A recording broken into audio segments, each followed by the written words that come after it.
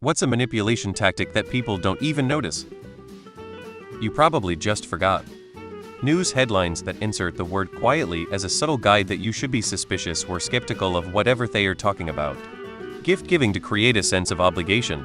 Suddenly, you owe them and didn't even realize you signed up for the debt. Prices of everything ending in .99. People are more likely to correct you for making an incorrect statement than answer a direct question on the topic. Good cop, bad cop. My wife and I have used it a couple of times in car negotiation. Dealer gives us a price, my wife stomps out, I stay behind. I tell the dealer she's crazy, but I think I can get her to agree to X. We talk privately for a couple of minutes while she shakes her head and I shrug because they are watching. I go back in and say something like, well, X didn't work, but X 1K might. It's worked every time. Compliments are often a sneaky way to soften you up before they ask for a favor. Thanking people for the behavior you want from them. For example, thank you for your patience, thank you for being so cool about this makes a person less likely to start being a jerk. Almost everything your job does. Acting like your family. Would your family disown you because the budget came up short in the fourth quarter? Any raise that isn't at least 3 higher than the previous year's inflation rate, i.e. almost any raise you've probably gotten in the past couple years. When HR says we're here for you, they are here for the company. I could go on, but you get the idea. Not a negative manipulation tactic, but saying thank you for waiting instead of I'm sorry I'm late, for example, builds a stronger relationship between people. Also, asking questions and being curious about someone is technically manipulative, but a sincere way to make friends if that is your goal. Asking what manipulation tactics that people don't even notice, so the whole thread teaches you more ways to manipulate. JK. Mirroring, by literally just repeating back to someone what they just said, it gives off the feeling that you really care.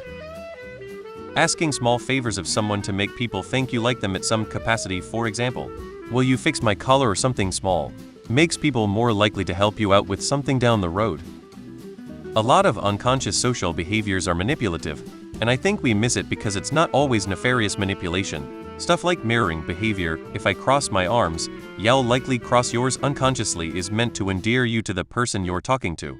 Instinctually standing over someone you're angry at is intimidation, which is a form of manipulation, swaying someone from actually fighting by instinctually trying to appear bigger and meaner. Those sorts of things. If you want someone to like you, ask them to do you a favor. The Ben Franklin effect is a psychological phenomenon in which people like someone more after doing a favor for them. Passive aggression. People often forget how under the radar it is from the outside perspective, yet it feels horrific when you're the target and recognize the patterns. Price anchoring. If you show someone a $70,000 pickup, spending $40,000 on a truck seems like a reasonable middle path. It's probably not.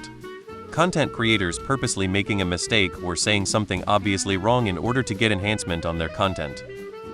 Trying to make you feel like you need to justify your likes and dislikes. I really hate that. Both sides and whataboutism. It's a common tactic of propaganda to try to distract you from the bad thing person A did by pointing out what person B did.